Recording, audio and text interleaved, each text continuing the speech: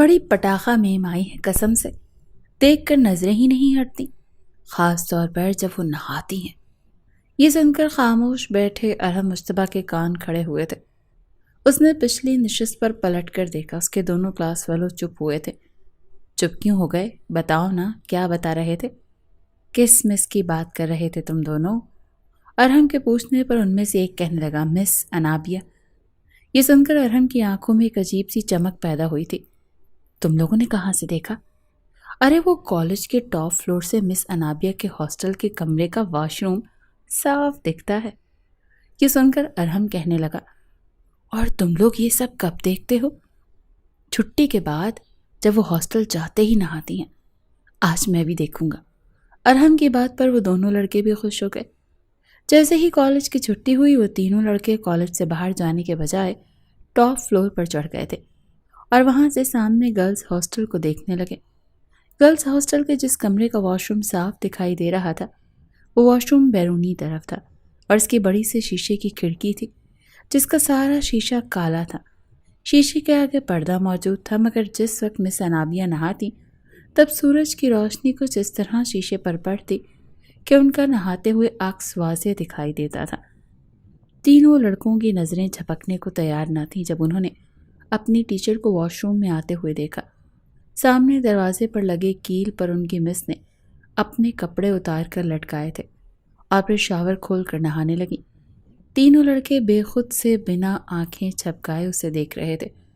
وہ مس تو کپڑوں میں بھی بڑی حسین لگتی تھی، کافی سخت مزاج تھیں، لیکن اس وقت وہ ان تینوں کے جذبات کو بھڑکا چکی تھی۔ ارحم نے اپنی جیب سے موبائل نکالا اور زوم کر کے ویڈیو بنانے لگا۔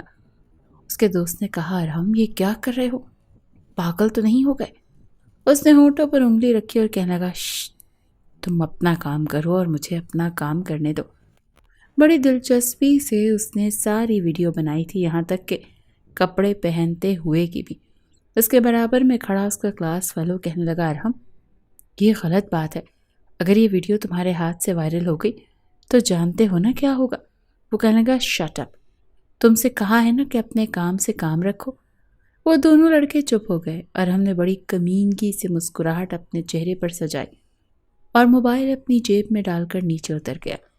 دل ہی دل میں سوچنے لگا، بہت اکڑ ہے نا تم میں انابیہ، تم نے میرے منہ پر تھپڑ مارا تھا، اب دیکھو میں تمہیں کہیں بھی منہ دکھانے کے قابل نہیں چھوڑوں گا۔ جب یہ ویڈیو وائرل ہوگی تو تم کسی کو بھی منہ دکھانے کے قابل نہیں رہو گی۔ ارحم کے دماغ میں ایک شیطانی آئیڈیا نے جنم لیا تھا۔ وہ اپنی اہانت کا بدلہ مس انابیہ سے لینا چاہتا تھا۔ اسے یاد آنے لگا کہ کس طریقے سے اس نے اسے ساری کلاس کے سامنے ذلیل کیا تھا۔ ارحم مشتبہ کا تعلق ایک امیر گھرانے سے تھا۔ اپنے والدین کا اکلوتا ہونے کے ناطے وہ نہایت سختی اور بدتمیز قسم کا لڑکا تھا۔ جس چیز کو اپنے لیے پسند کر لیتا یا تو اسے حاصل کر لیتا، اور کبھی ممکن ہوتا کہ اسے حاصل نہیں کر سکتا تو اسے توڑ دیتا اور کسی کے بھی استعمال کے قابل نہیں چھوڑتا تھا۔ ایک بار وہ ایک مال میں گیا، وہاں اسے ایک پرفیوم اچھا لگا۔ جیسے اس نے کہا کہ مجھے یہ خریدنا ہے تو کاؤنٹر پر کھڑے سیلز مین نے کہا، سر یہ بک ہو چکا ہے، آپ کوئی اور لے لیں۔ اتفاق تھا کہ وہ پرفیوم واحد وہاں پر موجود تھا اور اس جیسا پرفیوم وہاں کوئی اور تھا بھی نہیں۔ ارحم کہنے لگا، جب مجھے یہ پسند ہے تو میں یہی لوں گا۔ جس نے یہ خریدا ہے آپ اس کو اس کی قیمت واپس کر دیں، میں آپ کو اس کی ڈبل قیمت دینے کو تیار ہوں۔ سیلز مین کہنے لگا، دیکھیں سر ایسا نہیں ہوتا، آپ یہ نہیں کر سکتے، اس کی قیمت آپ جتنی مرضی بڑھا لیں، لیکن یہ اس شخص کی امانت ہے، اس کی پوری قیمت ادا کر چکا ہے۔ ارحم نے کہا، میں نے آپ سے کہا نا کہ میں یہی پرفیوم لینا چاہتا ہوں، میں آپ کو 10,000 کی جگہ 25 سے 30,000 بھی دے سکتا ہوں۔ بڑے سخت اور غصیلے لہجے میں اس نے کہا، سر میں آپ کو یہ پرفیوم نہیں دے سکتا، I am sorry. Sales man نے معذرت کی۔ ارحم نے وہ پرفیوم پیکٹ سے باہر نکالا اور اسے زمین پر پٹخ کر توڑ دیا۔ یہ دیکھ کر سیلز مین تو حیران ہوا ہی تھا، لیکن وہاں موجود بہت سے کسٹمر بھی یہ حرکت دیکھ کر حیران رہ گئے۔ ایک قیمتی پرفیوم کو توڑنے میں اس نے لمحہ بھی برباد نہیں کیا تھا۔ وہ کہنے لگا، جو چیز میری نہیں ہو سکتی اسے میں کسی اور کا بھی ہونے نہیں دیتا۔ اس وقت وہ 8ویں جماعت کا طالب علم تھا، لیکن اس کا گھمنڈ، اس کا غرور ایسا تھا، لگتا تھا جیسے کہ پورے شہر پر اس کی بادشاہت ہے، ہر چیز اس کی ملکیت ہے۔ پڑھائی میں وہ اتنا اچھا نہیں تھا، ہر بار اپنے ٹیچرز کو پیسے دے کر ایک شاندار رزلٹ بنواتا تھا، اور جو ٹیچر اس کی فرمائش کو پورا نہیں کرتا تھا اسے ڈانٹتا تھا تو اس کے گھر پر یا تو پتھراؤ کرواتا یا اپنی گاڑی اس ٹیچر کے پاس سے تیزی سے گزارتے ہوئے اسے ٹکر مار دیتا تھا۔ اس کی ٹانگ فریکچر ہو جاتی یا ایکسیڈنٹ سے اس کو نقصان پہنچ جاتا۔ اس کے نزدیک کسی چیز کی کوئی اہمیت نہیں تھی، نہ انسانوں کی اور نہ چیزوں کی۔ وہ سمجھتا تھا کہ وہ جو چاہے گا وہ کر سکتا ہے۔ یہاں تک کہ بورڈ کے پیپرز میں بھی اس نے یہ حرکت کی تھی، پیسے دے کر اپنے نمبرز پڑھائے تھے۔ کچھ تو ویسے بھی ماں باپ کا لاڈلا تھا، اسی لیے اسکول میں داخلہ لیٹ ہوا تھا۔ پھر شروع کی کلاسوں میں اس کی کارکردگی کچھ اچھی نہیں تھی، اسی لیے کئی سال اس کے بچپن میں ضائع ہو چکے تھے۔ وہ اپنی کلاس میں باقی بچوں کی بنسبت سب سے 2-3 سال بڑا ہی تھا، اسی لیے جب کالج پہنچا تو اس کی عمر سے 22 سال تھی۔ کالج لڑکوں کا تھا، لیکن ٹیچرز میں کچھ میل تھے اور کچھ فیمیل تھی۔ یوں تو کافی عمر کے ٹیچر کالج میں پڑھانے کے لیے آتے تھے، لیکن مس انابیہ ہی کی عمر کم تھی۔ وہ شاید اس لڑکی کی ذہانت اور کم عمری تھی۔ اس نے 2 کلاسیں ایک سال میں کی تھی، اسی لیے اس کے اعلیٰ قسم کے ریکارڈ کو دیکھتے ہوئے اسے کالج میں جاب بآسانی مل گئی تھی۔ وہ دوسرے شہر سے آئی تھی، اسی لیے بوائز کالج کے پچھلے جانب بنے گرلز ہاسٹل میں ہی اس کی رہائش تھی۔ کیونکہ وہ کالج کے قریب تھا، اسی لیے اس کا آنا جانا آسان تھا۔ بہرحال جب اس نے پہلی دفعہ سیکنڈری کی کلاس لی تو لڑکے اس سے دیکھ کر یہ سمجھے کہ شاید وہ کوئی اسٹوڈنٹ ہے اور غلطی سے آ گئی ہے، لیکن جب پتہ چلا وہ تو ان کی ٹیچر ہے تو لڑکوں کی تو جیسے عید ہو گئی تھی۔ اتنی کم عمر اور خوبصورت ٹیچر دیکھ کر لڑکوں کے تو عیش ہو گئے تھے۔ شروع میں انہیں لگا کہ اس ٹیچر کے ساتھ ان کا وقت بڑا ہی اچھا گزر جائے گا، لیکن وہ نہیں جانتے تھے کہ وہ بہت اسٹرکٹ قسم کی ٹیچر ہے۔ ایک ہفتے کے اندر اندر سب لڑکوں کو اندازہ ہو گیا تھا کہ اگر وہ بدتمیزی کریں گے یا کچھ ذو معنی جملے بولیں گے تو سیدھا تھپڑ ان کے منہ پر پڑے گا۔ ارحم تب چھٹی پر تھا جب مس انابیہ نے کالج جوائن کیا۔ جب وہ ایک ہفتے بعد آیا تو اپنے سے چند سال بڑی لڑکی کو ٹیچر کے روپ میں دیکھ کر بڑا حیران ہوا تھا۔ انابیہ نے کہا کہ آپ ایک ہفتے سے کہاں غائب تھے؟ نہ تو آپ کی کوئی لیو تھی اور نہ ہی کوئی اپلیکیشن۔ ارحم ویسے ہی اپنی سیٹ پر بے نیازی سے بیٹھا رہا۔ وہ کہنے لگا بس میرا موڈ نہیں تھا، اسی لیے نہیں آیا۔ اپنے ہاتھ کی دونوں انگلیوں میں بال پین گھماتے ہوئے اس نے یہ کہا تھا۔ یہ سن کر انابیہ کو تو جیسے تپ چڑھ گئی تھی۔ کہنے لگی کھڑے ہو جاؤ۔ کہنے لگا واٹ؟ وہ اپنی کلاس میں سب سے زیادہ امیر لڑکا تھا، اسی لیے اپنی منمانی کرتا تھا۔ باقی کے پروفیسرز اور ٹیچرز اسے اگنور کرتے تھے، کیونکہ اسے کچھ کہنے کا مطلب یہ تھا کہ کوئی نہ کوئی نقصان ان کا ہو ہی جائے گا۔ انابیہ بھی اس بات سے بے خبر تھی۔ وہ کہنے لگی میں نے کہا کھڑے ہو جاؤ۔ انابیہ کا لہجہ سخت تھا اور ہم نے دائیں بائیں اپنی کلاس والوں کو دیکھا جو تمسخرانہ ہنسی دبا رہے تھے۔ اس کو غصہ تو بہت آیا لیکن کھڑا ہو گیا۔ قد میں وہ اپنے ٹیچر سے 4 سے 5 انچ بڑا تھا، صحت کے حساب سے بھی اچھے ڈیل ڈال کا مالک تھا۔ انابیہ کہنے لگی ٹیچر سے بات کرنے کی تمیز نہیں ہے تمہیں؟ یہ سن کر ارحم نے اپنے ابرو چڑھائے تھے۔ وہ کہنے لگا میں نے کہاں بدتمیزی کی ہے آپ سے؟ وہ کہنے لگی آئندہ چھٹی کرو تو اپلیکیشن جمع کروا کر جانا، ورنہ خواہ مخواہ کی چھٹیوں پر میں پنش کرتی ہوں۔ تم نے پہلی بار غلطی کی ہے اسی لیے تمہیں انفارم کر رہی ہوں۔ اور یہ ٹائی کیسے باندھی ہے تم نے؟ اپنی ٹائی درست کرو۔ اور یہ شرٹ پینٹ سے باہر کیوں ہے؟ تم کالج میں آئے ہو یا اپنے ڈرائنگ روم میں بیٹھے ہو؟ چلو کلاس سے باہر نکلو اور اپنا حلیہ درست کر کے کلاس میں آؤ۔ انابیہ کی بات سن کر بڑی تیکھی نظروں سے اس نے انابیہ کو دیکھا تھا۔ وہ کہنے لگا ایکسکیوز می ٹیچر، شاید آپ جانتی نہیں ہیں کہ میں کون ہوں۔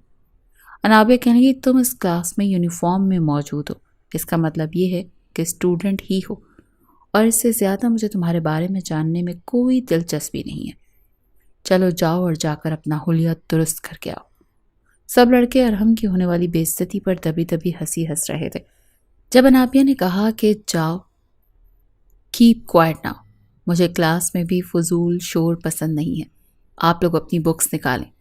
ارحم کلاس سے باہر چلا گیا، اپنی ٹائی کو درست کیا، اپنی شرٹ پینٹ کے اندر دی اور انسان کا بچہ بن کر وہ کلاس کے دروازے کے پاس کھڑا ہوا تھا۔ مس میں آئی کم ان؟ بڑی تمیز کے دائرے میں اس نے کہا تھا۔ انابیہ نے اس کا درست حلیہ دیکھ کر کہا او یس آئیے۔ وہ اندر آیا اور اپنی سیٹ پر بیٹھ گیا۔ انابیہ لیکچر سمجھا رہی تھی اور وہ بڑی بے نیازی اور غائب دماغی سے بیٹھا سامنے رجسٹر پر آڑھی ٹیڑھی لکیریں مار رہا تھا۔ انابیہ نے ایک نظر پوری کلاس پر دوڑائی، سبھی متوجہ تھے سوائے ارحم کے۔ وہ کہنے لگی ارحم اسٹینڈ اپ، یہ سن کر وہ کچھ گھبرا گیا، کھڑا ہوا تو انابیہ اس سے سوال کرنے لگی جو لیکچر اس نے سمجھایا تھا اس کے متعلق، اور وہ چپ کھڑا رہا۔ وہ کہنے لگی میں نے پوچھا ہے، میں نے کیا سمجھایا بتاؤ مجھے۔ وہ کہنے لگا میں نے سنا نہیں۔ وہ کہنے لگی تم یہاں پڑھنے نہیں آتے؟ اگر پڑھنا نہیں ہے تو کیوں اپنے ماں باپ کے پیسے ضائع کر رہے ہو؟ وہ کہنے لگا آپ کو اس سے مطلب نہیں ہونا چاہیے، آپ اپنا کام کریں، آپ پڑھانے آئی ہیں نا تو پڑھائیں، جس نے پڑھنا ہوگا وہ پڑھے گا، جسے نہیں پڑھنا وہ نہیں پڑھے گا، آپ نے سب کا ٹھیکہ تو نہیں لے رکھا۔ کب سے وہ اس نئی پٹاخہ میں اس کی باتیں سن رہا تھا جو دکھنے میں بے حد حسین تھی لیکن اتنی ہی تیز ترار اور سخت مزاج بھی تھی۔ یہ سن کر انابیہ نے اسے غصے سے دیکھا اور کہنے لگی تمہیں ٹیچر سے بات کرنے کی تمیز نہیں ہے؟ وہ کہنے لگا تمہیں کب سے سمجھا رہا ہوں کہ بی بی اپنے کام سے کام رکھو اور خاص طور پر میرے معاملات میں تو دخل اندازی دینے کی کوشش بھی مت کرنا۔ انابیہ کہنے لگی چلو باہر نکلو۔ وہ کہنے لگا ایک بار کہی ہوئی بات سمجھ نہیں آتی تمہیں؟ کہا ہے نا اپنے کام سے کام رکھو۔ ارحم کا لہجہ بدتمیزی سے بھرا ہوا تھا اور سخت بھی تھا۔ انابیہ نے اس کا ہاتھ پکڑا اور اسے کلاس سے باہر لے گئی اور سیدھا پرنسپل کے آفس میں لے جا کر اس کو کھڑا کیا۔ پرنسپل اسے دیکھ کر پھر انابیہ کو دیکھنے لگا۔ کہنے لگا یس مس انابیہ۔ انابیہ نے کہا سر یہ لڑکا بہت بدتمیزی کر رہا ہے۔ انابیہ نے اس کی ساری باتیں پرنسپل کو بتا دیں۔ وہ کہنے لگا اوکے مس انابیہ آپ جائیں میں اسے سمجھا دیتا ہوں۔ پرنسپل ارحم کی عادتوں سے اچھی طرح سے واقف تھا۔ جیسے ہی انابیہ کمرے سے باہر گئی وہ کہنے لگا ضروری نہیں ہے کہ ہر ٹیچر تمہاری شکایت نہ لگائے۔ وہ کہنے لگا اپنی ٹیچر کو آپ اپنی زبان میں سمجھا دیں، وہ پڑھانے کے پیسے لیتی ہے تو اپنے کام سے کام رکھے، کون کیا کرتا ہے اور کیا نہیں انہیں اس سے فرق نہیں پڑنا چاہیے۔ دیکھیں میرے والد آپ کے اس کالج کو اچھا خاصا ڈونیٹ کرتے، یہاں کے ٹیچرز میرے باپ کے پیسوں پر پل رہے ہیں، ان کو دی جانے والی تنخواہیں میرے باپ کے دیے ہوئے پیسوں سے ہی دی جاتی ہیں۔ ذرا اپنی اس مس کو اچھے طریقے سے سمجھا دیجیے گا کہ آئندہ مجھ سے الجھنے کی کوشش نہ کرے۔ یہ کہہ کر وہ بڑے ہی آرام سے باہر آ گیا۔ پرنسپل پیچ و تاب کھا کر رہ گیا۔ اگلے روز پرنسپل نے انابیہ سے کہا کہ تم ارحم کو اس کے حال پر چھوڑ دو، وہ لڑکا بہت بدتمیز ہے اور باپ کے پیسوں کا اسے بہت گھمنڈ ہے، کوئی بھی ٹیچر اسے کچھ نہیں کہتا، آپ بہت اچھی ٹیچر ہیں اسی لیے اس بدتمیز لڑکے سے دور ہی رہیں تو بہتر ہوگا۔ انابیہ سمجھ چکی تھی اسی لیے اس نے ارحم پر توجہ دینی چھوڑ دی، لیکن دوران لیکچر ارحم بڑے غور سے انابیہ کو دیکھتا رہتا۔ انہی دنوں کلاس کا ایک ہونہار اسٹوڈنٹ احمد نے انابیہ کے ٹیسٹ میں پورے نمبر لیے تھے اور انابیہ نے اس کی تعریف بھی کی تھی۔ وہ احمد پر زیادہ توجہ دینے لگی، پتہ نہیں کیوں احمد کی تعریف انابیہ کے منہ سے سن کر ارحم کو برا لگتا تھا۔ ایک بار وہ اپنے دوستوں کے ساتھ سی ویو گیا تھا۔ اتفاق تھا کہ انابیہ بھی اپنے ہاسٹل فیلوز کے ساتھ ساحل سمندر گئی ہوئی تھی۔ جیسے ہی شام ہوئی سب لڑکیاں واپس ہاسٹل جانے کے لیے کوئی ٹیکسی تلاش کر رہی تھی، وہیں پاس میں ارحم کی گاڑی فل میوزک چلاتے ہوئے کھڑی ہو گئی تھی۔ بیئر کے کین سب لڑکوں کے ہاتھوں میں تھے اور گانوں کے بول لڑکے بھی گا رہے تھے۔ وہ ایک انڈین گانا تھا، کڑیوں کا نشہ پیارے نشہ سب سے نشیلا ہے، جسے دیکھو وہ یہاں حسن کی بارش میں گیلا ہے، عشق کے نام پہ کرتے سبھی ابراس لیلا ہے، میں کروں تو سالہ کریکٹر ڈھیلا ہے۔ ڈرائیونگ سیٹ پر بیٹھے ارحم کو اس گانے کو گاتے دیکھ سب لڑکیوں کے چہرے پر ناگواری چھائی تھی، مگر جب انابیہ نے ارحم کو دیکھا تو اسے افسوس سا ہوا۔ سب لڑکے نشے میں تھے، لڑکیوں کو دیکھ گاڑی کو وہیں بریک لگی تھی۔ ہیلو گرلز، لفٹ چاہیے کیا؟ ارحم نے میوزک کم کر کے پوچھا تھا، مگر انابیہ کی گھورتی نظروں کو دیکھ اس کا کچھ نشہ ٹوٹا تھا۔ اس نے گاڑی کچھ آگے بڑھا دی۔ ارے ارحم یار، گاڑی کیوں آگے بڑھا لی؟ اصل منی شیلا تو پیچھے رہ گئی ہیں۔ چھوڑ نہ حیدر، جانے دے، ارحم نے یہ کہتے ہوئے گاڑی آگے بڑھا لی۔ کتنے بدتمیز لڑکے تھے، اتنی سی عمر میں بیئر پی رہے تھے۔ انابیہ کی دوست نے کہا دفع کرو ہی نا، امیر ماں باپ کے بگڑے ہوئے نواب ایسے ہی ہوتے ہیں، لوفر قسم کے۔ انابیہ دوسری جانب آگے بڑھ گئی۔ سامنے سے نظر آتی ٹیکسی اس نے روکی اور اس میں بیٹھ کر اپنے ہاسٹل چلی گئی۔ اگلے روز ارحم انابیہ کو دیکھ کر مسکرا رہا تھا اور اس بات کو انابیہ نے بھی نوٹ کیا، مگر نظر انداز کر گئی۔ کالج میں پیپر ہو رہے تھے اور اس کے بعد بورڈ کے پیپرز تھے، لیکن حکومت کی جانب سے اعلان ہوا تھا کہ اگر کالج کے پیپر میں اچھے نمبر نہیں آئے تو بورڈ میں بیٹھنے کی اجازت نہیں ملے گی، اور اس بار رول کافی سخت تھے۔ باقی پروفیسرز اور ٹیچرز کو تو ارحم پیسوں کی لالچ دے کر اپنے نمبر بڑھوا چکا تھا، لیکن جب وہ انابیہ کے پاس اسٹاف روم میں آیا جہاں فی الحال وہ اکیلی تھی، اسے پیپر چیک کرتے دیکھ اس نے بنا اجازت مانگے اس کے برابر والی کرسی کھسکائی اور بیٹھ گیا۔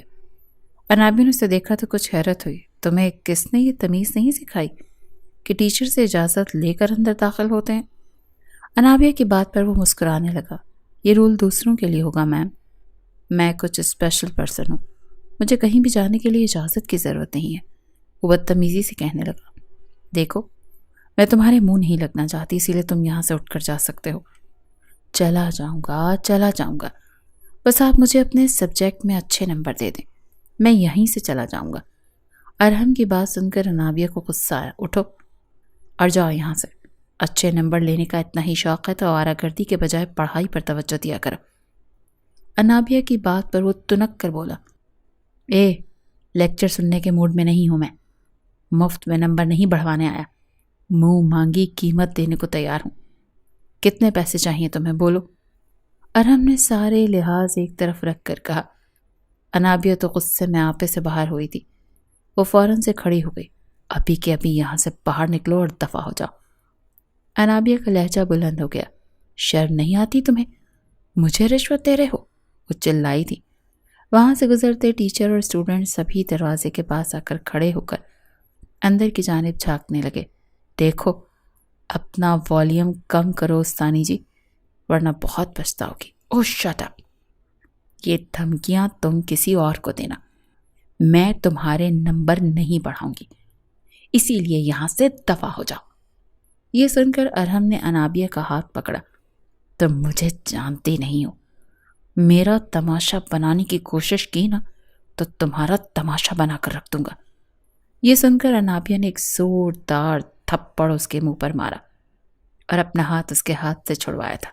آئندہ میرا ہاتھ پکڑنے کی کوشش بھی کی تو تمہارے دوسرے گال کو بھی لال کر دوں گی۔ یہ کہہ کر انابیہ نے سارے پیپرز اٹھائے اور اپنے بیگ میں رکھ کر فوراً وہاں سے باہر چلی گئی۔ لیکن ارحم کو اپنا رخسار ابھی بھی تم تماتا ہوا محسوس ہو رہا تھا۔ آج تک کسی نے اسے تھپڑ نہیں مارا تھا۔ وہ غصے سے اپنے گھر پہنچا تھا، ملازمین پر چلانے لگا۔ اس کے والد گھر پر تھے، وہ کہنے لگے تمہیں کیا ہوا ہے؟ ارحم کہنے لگا وہ ہوتی کون ہے مجھے تھپڑ مارنے والی؟ میں اسے چھوڑوں گا نہیں، I will kill her۔ غصے سے اس کی بری حالت تھی۔ اس کے والد نے پوچھا کس نے تھپڑ مارا ہے تمہیں، مجھے بتاؤ۔ وہ کہنے لگا میری کیمسٹری کی ٹیچر، اپنے آپ کو پتہ نہیں سمجھتی کیا ہے۔ اس کے والد کہنے لگے تم فکر نہ کرو، کل وہ کالج سے نکال دی جائے گی۔ وہ کہنے لگا نو ڈیڈ، ابھی نہیں، جب تک میں اپنے تھپڑ کا بدلہ اس سے نہ لے لوں آپ کچھ نہیں کریں گے۔ وہ کسی بپھرے شیر کی طرح سے بول رہا تھا، آنکھیں سرخ ہو رہی تھیں۔ اگلے روز وہ کالج گیا تھا، حالانکہ انابیہ کو امید نہیں تھی اور توقع کے برخلاف چپ تھا۔ اس نے کچھ نہیں کہا، مگر چند روز گزرنے کے بعد ہی جو بات اس نے اپنی کلاس کے لڑکوں کے منہ سے سنی اس کے اندر بدلے کی آگ بھڑک اٹھی تھی۔ اس نے انابیہ کی ویڈیو بنائی اور اپنے پاس سیو کر لی۔ چند دن بعد کالج سے چھٹی دے دی گئی تھی اور انابیہ واپس اپنے گھر چلی گئی، جو کہ لاڑکانہ میں تھا۔ جاتے ہی اس کا رشتہ طے ہو چکا تھا اور شادی کی تیاریاں شروع ہو گئی تھیں۔ دوسری جانب ارحم کالج کے پیپر میں فیل ہو چکا تھا انابیہ کی وجہ سے، اسی لیے اسے فائنل ایگزام میں بیٹھنے نہیں دیا، یہاں تک کہ اس کے باپ کا اثر و رسوخ بھی کام نہیں آیا، کیونکہ حکومت کی جانب سے کافی سختی کی گئی تھی۔ ارحم کو اپنی ناکامی کی وجہ صرف اور صرف انابیہ لگ رہی تھی۔ پیپر تو دے نہیں سکتا تھا، اسی لیے اس نے بدلہ لینے کا سوچا۔ پتہ چلا کہ چند دنوں میں ہی اس کی شادی ہے تو اس کے تن بدن میں آگ لگ گئی تھی۔ اس کی زندگی برباد کر کے وہ اپنا گھر آباد کرنے جا رہی تھی۔ ارحم کہنے لگا چھوڑوں گا نہیں، تمہیں اس قابل ہی نہیں چھوڑوں گا کہ تم شادی کر سکو۔ یہ کہتے اس نے اپنا موبائل اٹھایا اور پھر شادی کی رسومات شروع ہو چکی تھیں۔ مہندی کی رات تھی اور وہ مہندی کے لباس میں ملبوس پھولوں کا زیور پہنے بہت ہی پیاری لگ رہی تھی۔ اس کے والدین بے تحاشا خوش تھے، دو بڑے بھائی تھے، دونوں شادی شدہ تھے۔ ان دونوں بھائیوں کی اکلوتی ہی بہن تھی۔ بہرحال لڑکے والے آ گئے اور رسم حنا شروع کی گئی۔ جب لڑکے والوں کے ساتھ آنے والے مہمانوں نے موبائل پر ایک ویڈیو دیکھی اور اس ویڈیو کو دیکھتے ہی خوشیوں کا یہ ماحول صفے ماتم بن کر رہ گیا۔ انابیہ کی ویڈیو وائرل ہو چکی تھی۔ وہیں کھڑے مہمانوں نے ایک شور سا مچا دیا کہ یہ شادی نہیں ہو سکتی کیونکہ لڑکی بد کردار ہے۔ انہیں یہ نہیں جانتی تھی کہ یہ ویڈیو کیسے وائرل ہوئی، نہ یہ پتا تھا کہ کس نے بنائی اور کیسے بنائی۔ اس کے نہاتے ہوئے کی ویڈیو دیکھ کر اس کے والد تو اپنا دل پکڑ کر بیٹھ گئے۔ لڑکے والے واپس جا چکے تھے، رشتہ ختم ہو چکا تھا اور یہ صدمہ اس کے باپ سے برداشت نہیں ہوا۔ وہ جانتے تھے کہ لوگ ان سے طرح طرح کے سوال پوچھیں گے، ان کی بیٹی تو بدنام ہو کر رہ گئی تھی، اب اسے کوئی بھی عزت سے اپنائے گا نہیں۔ اور یہ چھوٹی بات نہیں تھی، بہت بڑی بات تھی۔ اس کے والد کا 2 دن میں انتقال ہو گیا۔ اس کی ماں کا رو رو کر برا حال تھا اور وہ بے یقینی سے ہر ایک کا چہرہ دیکھ رہی تھی۔ انابیہ نے تو کبھی خواب میں بھی نہیں سوچا تھا کہ اس کی قسمت میں کچھ ایسا لکھا ہوا ہوگا۔ اس نے تو آج تک کسی کا برا نہیں چاہا تھا، سب کے ساتھ بھلائی کرتی آئی تھی، پھر آخر یہ سب کچھ کیسے ہو چکا تھا؟ وہ بت بنی بیٹھی تھی جب اس کی ماں اس کے قریب چلی آئی، اسے جھنجھوڑ کر کہہ رہی تھی کہ یہ سب کچھ کیا ہے؟ تم نے یہ سب کچھ کیسے ہونے دیا؟ کیا تم اتنی بچی تھی کہ یہ سب کچھ ہوتا رہا اور تمہیں پتہ ہی نہیں چلا؟ بولو، اب چپ کیوں ہو؟ کیا اس لیے ہم نے تم پر اعتبار کر کے دوسرے شہر بھیجا تھا کہ تم یہ گل کھلا دو؟ وہ اپنی ماں کے منہ سے یہ الفاظ سننے سے پہلے مر جانا چاہتی تھی، جب اس کی بھابھی نے آگے بڑھ کر ایک زوردار تھپڑ اس کے منہ پر مارا۔ مہمان تو پہلے ہی چہمگوئیاں کر رہے تھے، تھپڑ کی آواز بھلے ہی بند کمرے میں گونجی تھی، مگر اس کی گونج باہر بیٹھے مہمانوں تک بھی سنائی دی تھی۔ وہ پھولوں کے گجرے ٹوٹ کر زمین پر بکھر چکے تھے، ہاتھ میں پہنی انگوٹھی چہرے پر لگنے کی وجہ سے ناک سے خون کی ایک لکیر نکلی تھی۔ وہ بے یقینی سے سب کا چہرہ دیکھ رہی تھی۔ جب باپ کے مرنے کی خبر اس نے سانس وہیں روک کر رکھ دیا۔ وہ پہلی بار تھا جب وہ بولی تھی، روتے ہوئے باپ کی میت کے پاس آ کر اپنے باپ کا ہاتھ پکڑ چکی تھی اور رو رو کر کہہ رہی تھی کہ بابا، آپ ایسے خاموش نہیں ہو سکتے، بولیے نا۔ کیا آپ کو بھی اپنی بیٹی پر اعتبار نہیں؟ کیا آپ نہیں جانتے کہ آپ کی انابیہ کبھی ایسا نہیں کر سکتی؟ لیکن اس کی ماں اپنا منہ پیٹ کر کہنے لگی کہ جانتے ہیں تو ایسی نہیں، ارے تیرا باپ تو تجھ پر آنکھیں بند کر کے اعتبار کرتا تھا، لیکن تو بھرے زمانے کے سامنے بے لباس تو ہو گئی۔ تیری یہ ویڈیو تجھے پوری دنیا کے سامنے جس حالت میں دکھا چکی ہے، بتا ہم چاہ کر بھی تیری عزت نہیں کر سکتے۔ وہاں پر بیٹھی عورتیں ابھی بھی منہ جوڑ کر اسے ہی دیکھ رہی تھی کہ دیکھو تو کیسی بے شرمیاں کرتی پھر رہی تھی اور اب ٹسوے بہا رہی ہے۔ کیا پتہ کس کس کو ویڈیو بنا کر دیتی رہی ہے۔ جس وقت تو واش روم میں نہا رہی تھی تب تو انابیہ کا چہرہ واضح نہیں تھا، لیکن باتھ روم سے نکلنے کے بعد وہ ٹیرس پر کچھ دیر کے لیے چہل قدمی کرتی ہوئی دکھائی دیتی ہے، ساتھ ہی اپنے بالوں میں وہ کنگھی بھی کر رہی تھی۔ یوں ہر ایک کے سامنے اس کا چہرہ اور نہانے کے مناظر گردش کرنے لگے تھے۔ یہی وجہ تھی کہ یہ ویڈیو راتوں رات ہر ایک اباس شخص کی نظر سے گزر چکی تھی۔ جب تک باپ کی میت گھر رہی دونوں بھائی خاموش رہے، لیکن باپ کی قبر پر مٹی ڈال کر واپس آتے ہی انہوں نے بجائے مہمانوں کا لحاظ کیے انابیہ کو گردن سے دبوچ کر دیوار سے لگایا تھا۔ اس کی آنکھیں پترائی ہوئی تھیں، اس نے تو زحمت نہیں کی تھی، کہنے لگے کہ مارنا چاہتے ہیں تو مار دے، لیکن ماں نے فوراً بیچ میں آ کر روک دیا۔ دونوں بھائیوں نے صاف منع کر دیا کہ انابیہ یہاں نہیں رہ سکتی، وہ یہاں سے چلی جائے۔ جس طرح اس نے کام کیا ہے اس قابل نہیں کہ اس کے ساتھ رہیں۔ دونوں بھابیاں بھی کہنے لگیں کہ اگر اس کو یہاں رکھنا ہے تو ہم اپنے مائکے چلی جائیں گی، کیونکہ اس کی بدنامی ہم برداشت نہیں کر سکتے۔ سب کا منہ پھیر لینا انابیہ کو اندر تک توڑ چکا تھا۔ اپنی ماں کی طرف روتے ہوئے دیکھ کر کہنے لگی، اماں آپ تو جانتی ہیں نا کہ میں ایسی لڑکی نہیں، آپ تو مجھ پر یقین کریں۔ مگر آنکھوں میں آئے آنسوں کو صاف کرتے ہوئے انابیہ کی ماں نے بھی اپنا رخ پھیر لیا تھا۔ کہنے لگی سارے زمانے کے سامنے ہماری بدنامی ہوگی، تیرا باپ مجھے چھوڑ کر چلا گیا، میں بیوہ ہو گئی، پہلے جو میری اپنی بیٹے اور بہوؤں کے سامنے عزت تھی تو دیکھ نہیں رہی، ایک تو میرے سر سے میرے شوہر کا سایہ ہٹ گیا اور تیرے بھائی کیسے میرے منہ کو آ رہے ہیں۔ تیرا بڑا بھائی تو غصے میں یہ تک کہہ گیا کہ اگر انابیہ کو اس گھر میں رکھنا ہے تو ہم سب یہاں سے چلے جاتے ہیں، پھر اپنی بیٹی کے ساتھ یہاں پر پلتی رہنا۔ اپنی ماں کے الفاظ سن کر انابیہ کو یقین ہو چکا تھا کہ اب اس کی ماں بھی اس کا ساتھ نہیں دے گی۔ بچپن سے ان سب کے ساتھ رہتی آئی تھی، لیکن اچانک سے کیسے اس کی زندگی میں یہ طوفان آیا تھا۔ وہ بھی نماز پڑھتے ہوئے رو رہی تھی جب اس کی چھوٹی بھابھی نے آ کر اسے باتیں سنانا شروع کر دی۔ بس بس بند کرو یہ ڈرامے بازی، ارے پتہ ہے جتنی تم شریفاں بی بی ہو، حقیقت کھل گئی ہے، سامنے ہر کوئی تمہیں اس حالت میں دیکھ کر تسکین حاصل کر رہا ہے اور تم یہاں پر جائے نماز بچھا کر بیٹھی ہو۔ انابیہ کے صبر کا پیمانہ لبریز ہوا تو اگلے ہی پل اس نے اپنے بھابھی کی طرف اپنا ہاتھ اٹھا دیا۔ تھپڑ مارا تو نہیں تھا لیکن چیخ کر بولی تھی کہ بس کر دیں، کیا آپ سب کو خدا کا خوف نہیں آتا؟ تبھی اس کا چھوٹا بھائی وہاں پر آ چکا تھا۔ بھلے ہی تھپڑ نہیں مارا تھا لیکن چھوٹی بھابھی نے تو شور مچا کر واہ ویلا مچا دیا کہ ایک تو چوری، اوپر سے سینہ زوری۔ بھائیوں نے جب اسے وہاں سے دفع ہو جانے کو کہا تو انابیہ بھی چپ چاپ ہو چکی تھی۔ کہنے لگی ٹھیک ہے میں چلی جاتی ہوں یہاں سے۔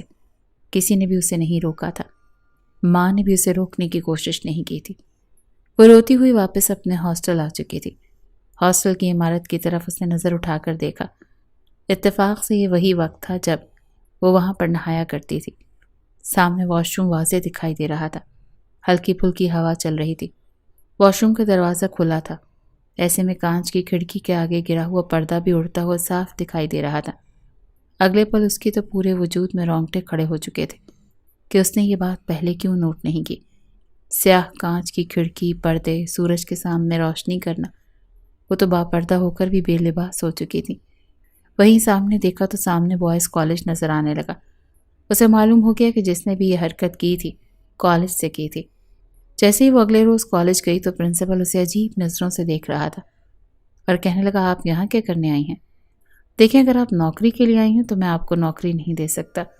آپ جیسی بد کردار لڑکی کو میں اپنے کالج میں کسی بھی قسم کی نوکری نہیں دوں گا۔ ماتھے پر بل ڈالے پرنسپل نے کہا تھا میرا یہ کالج اپنی ایک ریپوٹیشن رکھتا ہے، یہاں پر بڑے بڑے لوگوں کی اولادیں پڑھنے آتی ہیں، میں نہیں چاہتا کہ وہ لوگ اس حرکت کے بعد اپنے بچوں کو کالج سے نکلوانا شروع کر دیں۔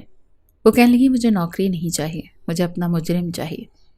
یہ سن کر پرنسپل کو کچھ حیرت ہوئی۔ وہ کہنے لگی کہ اگر آپ مجھے اجازت دیں تو میں آپ کے کالج کے کچھ کمرے دیکھنا چاہتی ہوں۔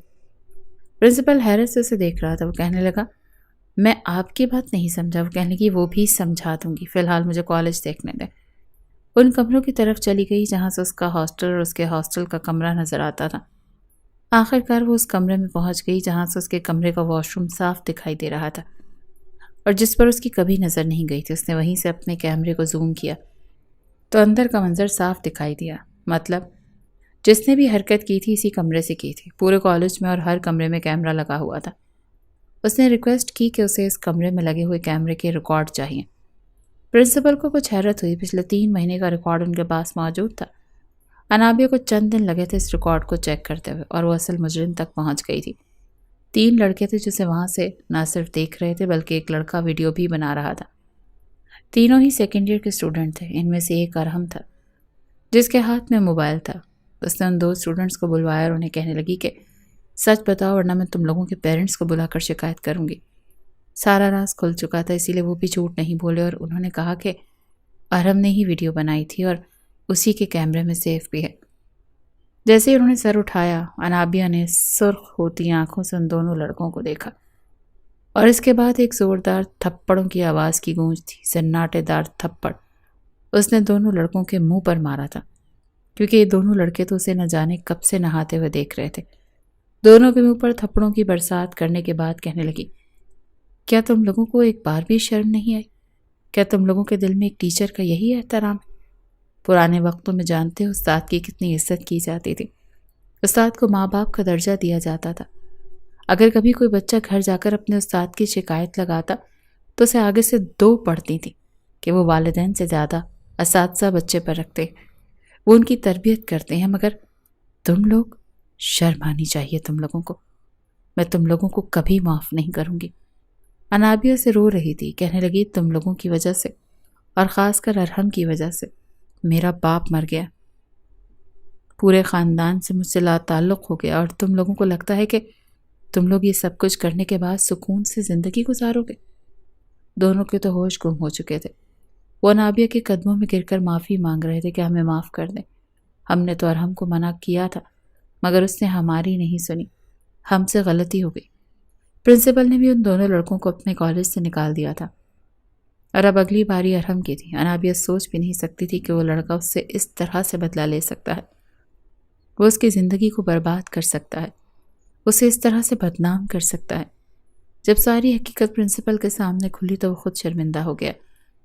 انابیہ کہنے لگی کہ آپ کے ناک کے نیچے یہ سب کچھ ہوا۔ میں بری نہیں ہوں لیکن بدنام ہو چکی ہوں۔ میری شادی تھی جو کینسل ہو چکی۔ میرا باپ یہ صدمہ برداشت نہیں کر پایا اور دنیا سے ہی چل بسا۔ میری والدہ اور میرے بھائیوں نے مجھے گھر سے نکال دیا، میری زندگی کو تباہ کر کے رکھ دیا، اور اس میں کچھ نہ کچھ ذمہ دار آپ بھی ہیں، کیونکہ آپ نے اپنے شاگردوں کو سر چڑھا رکھا ہے۔ آپ اس کی غلط حرکتوں کو نظر انداز کرتے بھی رہے اور ہمیں بھی یہی حکم نامہ جاری کر دیا کہ اس کی بدتمیزیوں کو چپ چاپ برداشت کرو، کیونکہ وہ ایک امیر باپ کا بیٹا ہے۔ انابیہ کی آنکھوں سے آنسو بہنے لگے تھے۔ وہ تو اپنا سب کچھ کھو چکی تھی، پاکیزہ ہوتے ہوئے بھی بد کردار مشہور ہو چکی تھی۔ انسان اس وقت بالکل نڈر ہو جاتا ہے جب اس کے پاس کھونے کے لیے کچھ نہیں ہوتا، اور اب اس کے پاس کھونے کے لیے کچھ نہیں تھا۔ اسی لیے وہ مولانا صاحب کو لے کر سیدھی ارحم کے گھر پہنچ گئی۔ وہ چوکیدار سے کہنے لگی کہ مجھے ارحم سے ملنا ہے۔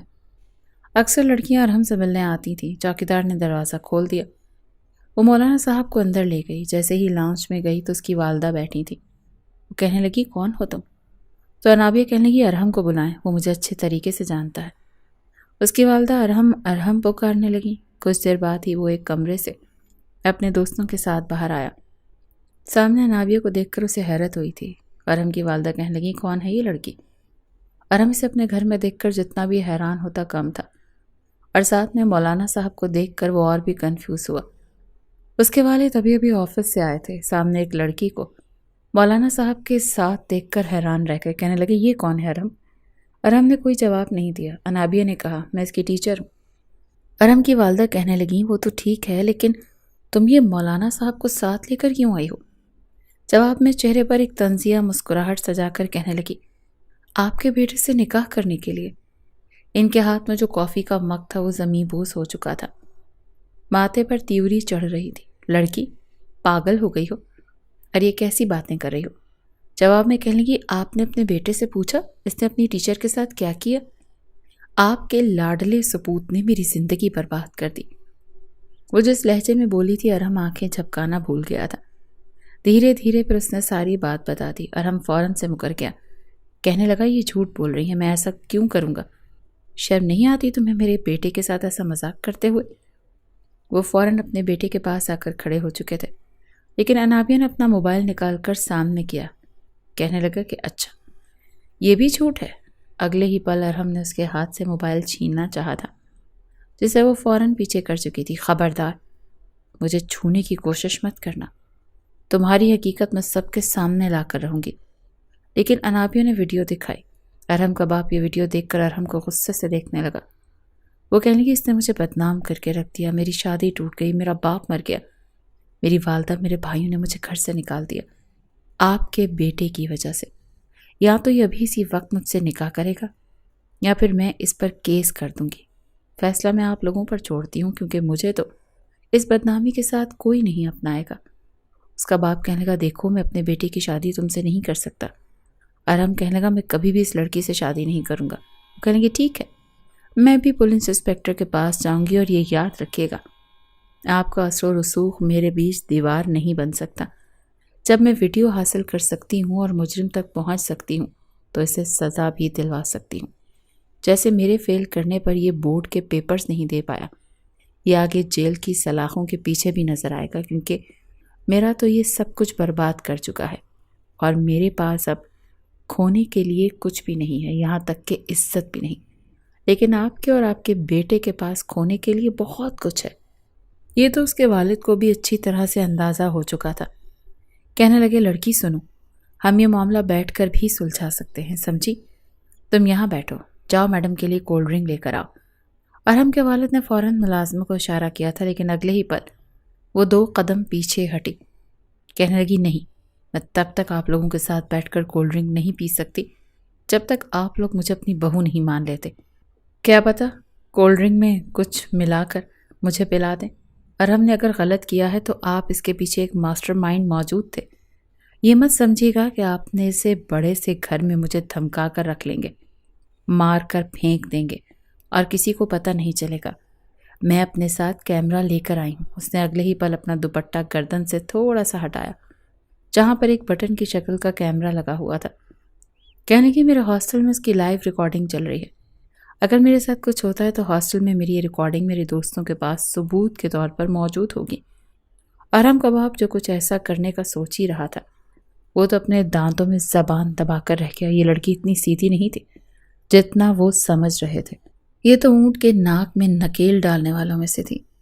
انہوں نے کہا میں اپنے بیٹے کا نکاح تم سے کرواؤں گا، لیکن ارحم انکار کر رہا تھا۔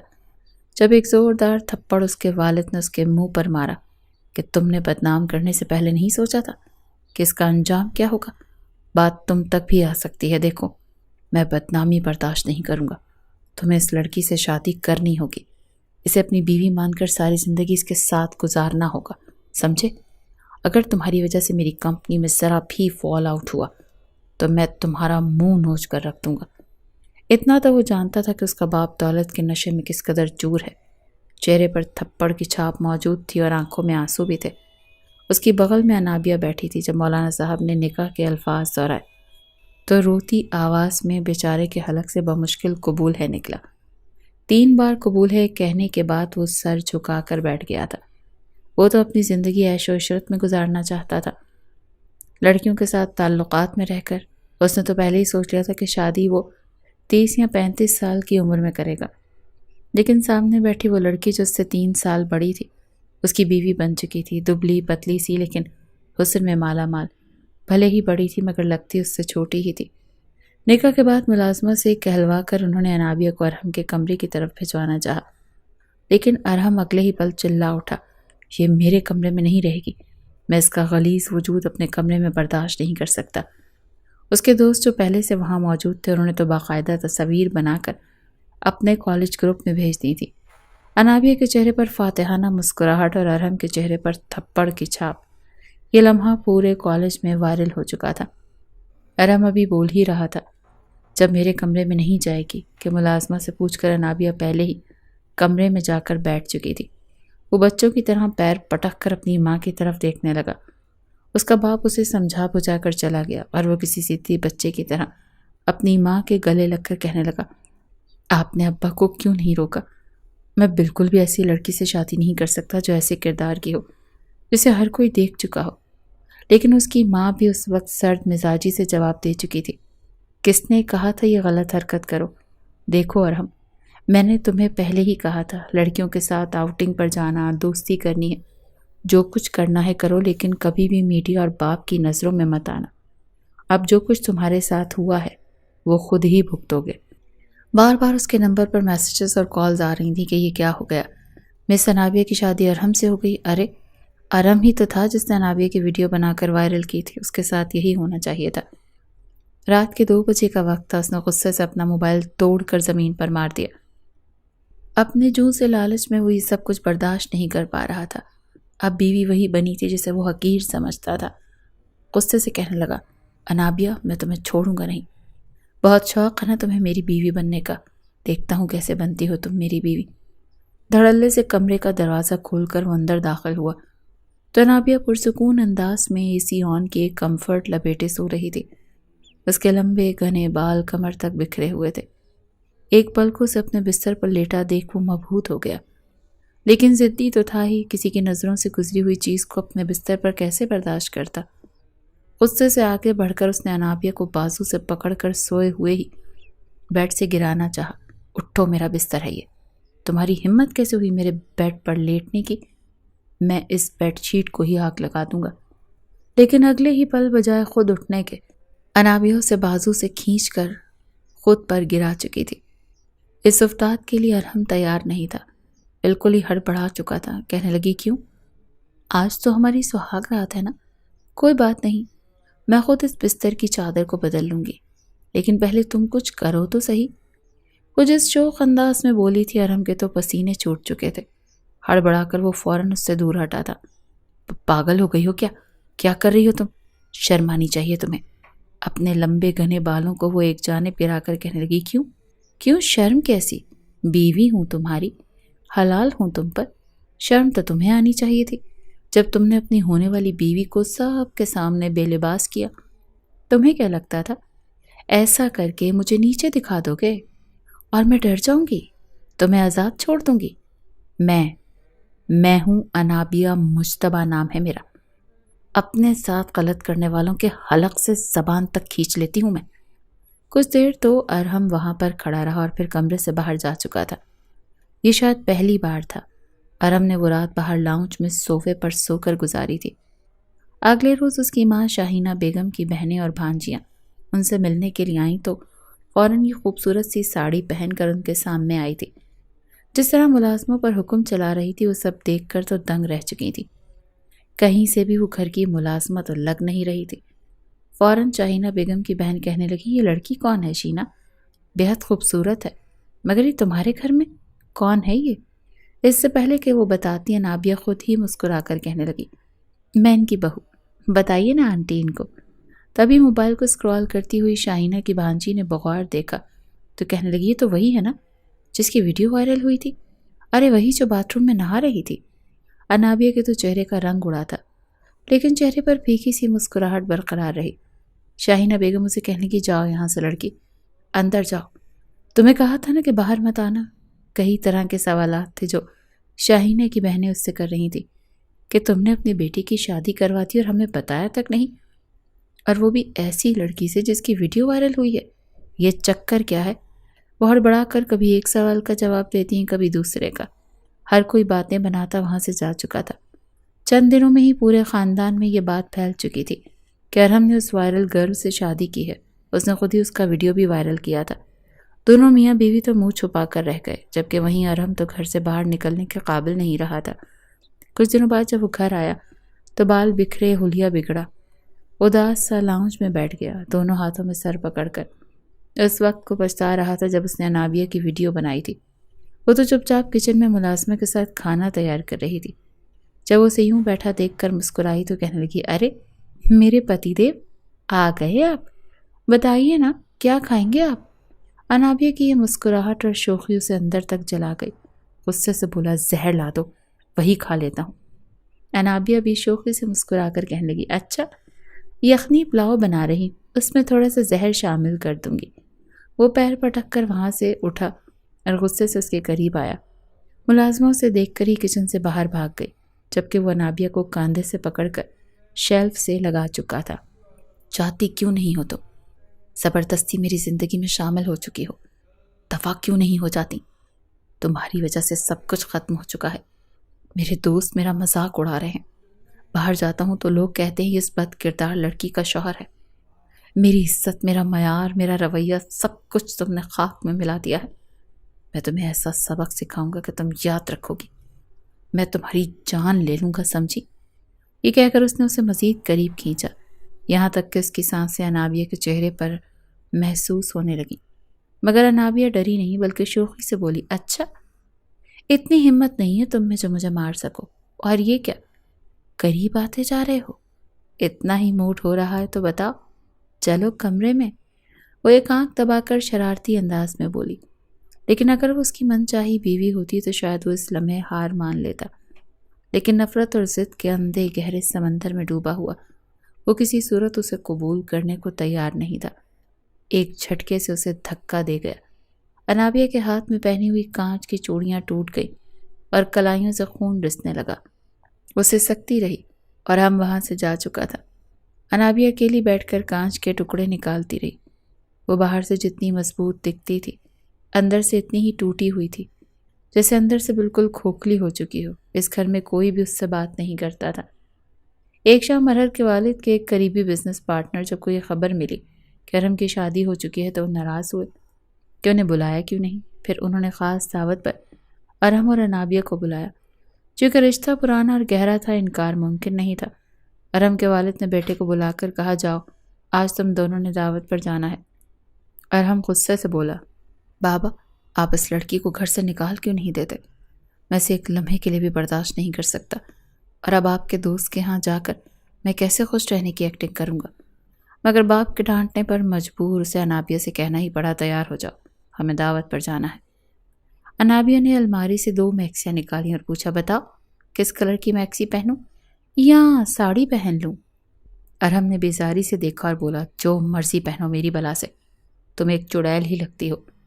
اس کے باوجود وہ ہنستی، سرخ رنگ کا کامدار میکسی پہن کر اپنے لمبے گھنے بال کاندھوں پر پھیلا دیے، بالوں کو نیچے سے رول کیا، ہلکا ہلکا میک اپ اور سرخ رنگ کی لپسٹک۔ وہ کسی بھی زاویے سے عام نہیں لگ رہی تھی، بالکل اپسرا جیسی لگ رہی تھی۔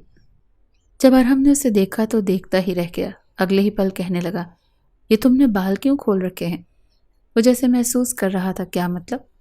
کیوں کھول رکھے؟ دعوت پر جانا ہے، تیار ہو کر ہی جاؤں گی نا۔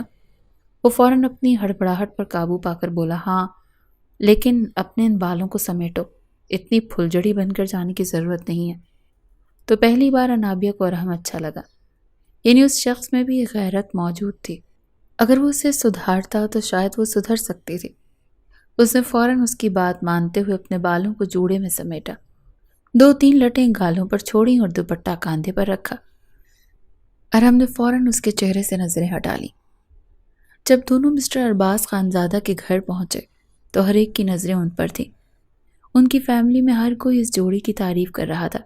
تبھی ارباز کے بڑے بیٹے نے انابیہ کو پہچان لیا۔ کھانے کے بعد وہ کہنے لگا، یہ مجھے غلط فہمی ہو رہی ہے یا میں ٹھیک سمجھا ہوں؟ یہ وہی لڑکی ہے نا جس کی کچھ ماہ پہلے ویڈیو وائرل ہوئی تھی؟ ارے وہی ہاسٹل میں واش روم میں نہاتے ہوئے۔ وہ جن کمینی نظروں سے انابیہ کو دیکھ رہا تھا، انابیہ کا وجود کانپ اٹھا۔ یہ فیملی گیٹ ٹوگیدر تھی اور ایسے میں اس کا یہ کہنا ارحم کو اندر تک جلا گیا۔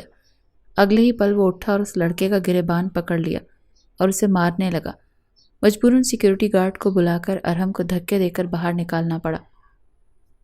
وہ لڑکا کہنے لگا، اگر اتنی ہی غیرت تھی تو ایسی لڑکی سے شادی کیوں کی؟ ہاں سچ، تم نے خود ہی تو اس کی ویڈیو وائرل کی تھی، اب بھگتو۔ تمہیں اس قابل تھی ایسی لڑکی سے شادی ہو جو بد کردار ہو۔ کس حالت میں دونوں گھر پہنچے صرف وہی جانتے تھے۔ گھر آتے ہی ارحم نے غصے اور تکلیف کے مارے انابیہ کو بازو سے پکڑ کر سامنے کیا اور کئی تھپڑ اس کے منہ پر مار دیے۔ تمہاری وجہ سے میری اتنی ذلت ہوئی۔ وہ کتے جو کبھی میرے تلوے چاٹا کرتے تھے آج میرے منہ پر بھونک کر گئے ہیں۔ صرف اور صرف تمہاری وجہ سے انابیہ، تم ایک کیچڑ ہو جو میرے نام پر لگ چکی ہو۔ وہ سکتے کی کیفیت میں زمین پر گر چکی تھی، جبکہ ارحم بیڈ کے ساتھ ٹیک لگا کر نیچے بیٹھ چکا تھا۔ اس نے سگریٹ نکال کر ایک کے بعد ایک سلگائی، یہاں تک کہ بے چینی میں اس نے جلتے سگریٹ اپنی کلائیوں پر لگانا شروع کر دیے۔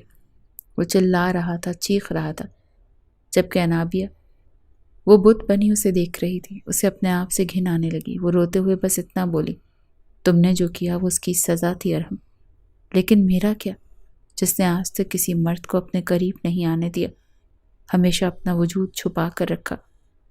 میری مجبوری تھی ہاسٹل میں رہنا، اور اس سے بھی بڑی غلطی یہ ہوئی کہ میں نے واش روم چیک نہیں کیا۔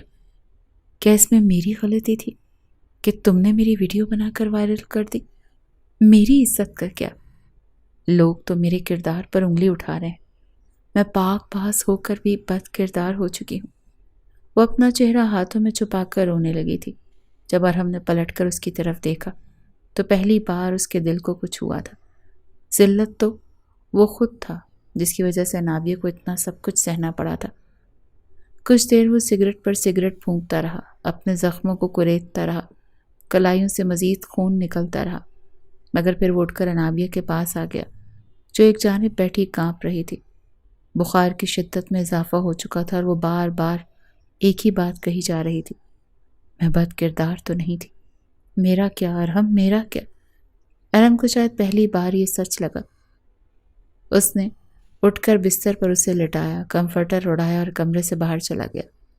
اگلی صبح جنابیہ کی آنکھ کھلی تو بخار کی شدت سے بدن ٹوٹ رہا تھا، مگر سامنے صوفے پر ارحم بیٹھا تھا۔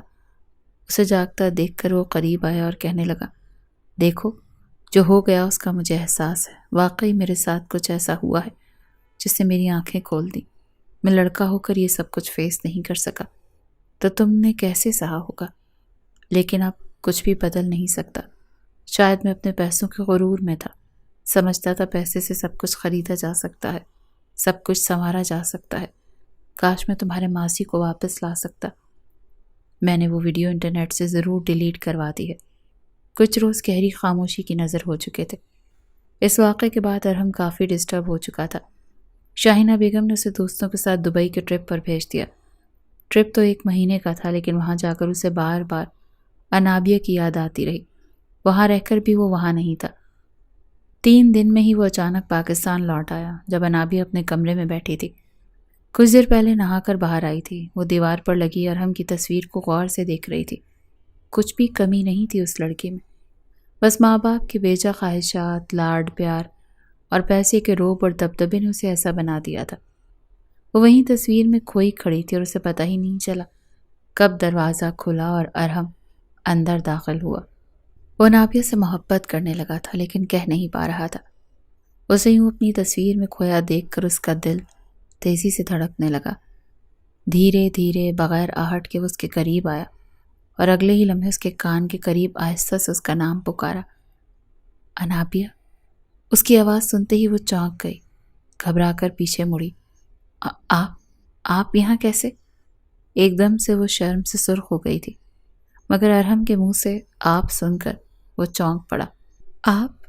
جی، یہ میں کیا سن رہا ہوں؟ دل کہیں خواب تو نہیں دیکھ رہا؟ کہیں تم نے مجھے سچ میں اپنا شوہر تسلیم تو نہیں کر لیا؟ اس کی بات پر وہ بے یقینی سے اسے دیکھنے لگی۔ نہیں، وہ آپ، میرا مطلب ہے تم، مطلب کہ آپ تو دبئی گئے تھے نا، 1 مہینے بعد واپس آنے والے تھے، تو پھر اس کے لبوں پر ہاتھ رکھ چکا تھا اور کہنے لگا، جب اتنی حسین شوہر کو قابو میں رکھنے والی بیوی گھر میں موجود ہو اور یوں میری تصویر سے باتیں کرتی ہو تو بھلا ایک شوہر کا دل کہیں اور کیسے لگ سکتا ہے؟ وہ اپنا لب کاٹتے ہوئے بولا تو انابیہ شرما گئی، کہنے لگی، نہیں، میں کوئی بات تو نہیں کر رہی تھی، اور ویسے بھی یہ فلرٹ کرنا بند کریں، میں تمہاری کوئی گرل فرینڈ نہیں ہوں۔ وہ وہاں سے اٹھنے لگی تھی لیکن وہ اسے بازو سے کھینچ کر اپنے قریب کر چکا تھا۔ کوئی گرل فرینڈ نہیں ہے میری، سمجھی؟ آج تک کسی لڑکی کو اتنا حق نہیں دیا کہ 3 فٹ سے آگے قدم بڑھا سکے۔ یہ تم ہی ہو محترمہ جو میرے سینے سے لگی کھڑی ہو۔ چلو شاباش، اب مجھے آئی لو یو بولو۔ وہ دونوں ہاتھ سینے پر باندھ کر حکم دینے والے انداز میں بولا۔ انابیہ حیرت سے 2 قدم پیچھے ہٹی۔ میں کیوں بولوں؟ یہ کیسی زبردستی ہے؟ اگر آپ کو محبت ہے تو آپ بولیں، آپ کہیں، انابیہ مجھے تم سے عشق ہو چکا ہے۔ ارحم فوراً ناک سے مکھی اڑانے کے انداز میں بولا، توبہ توبہ، عشق، اور وہ بھی تم جیسی لال ٹماٹر پکوڑی سے؟ ہرگز نہیں۔ محبت تک تو ٹھیک ہے، عشق تو بات کی بات ہے۔ پھر شرارتی انداز میں بولا، اب بتاؤ، کرتی ہو نا محبت مجھ سے؟ دل آ گیا ہے نا تمہارا ارحم پر؟ تبھی تو خالی ہاتھ بھاگی آئی تھی شادی کرنے کے لیے۔ وہ ہنس کر بولا تھا، لیکن انابیہ کے چہرے پر رنگ آ کر گزر گئے تھے۔ اس کے تاثرات دیکھ ارحم بھی سنجیدہ ہو گیا۔ دونوں ہاتھوں سے اس کا چہرہ تھام کر کہنے لگا، دیکھو انابیہ، جو کچھ ہوا وہ سب بھول جاؤ۔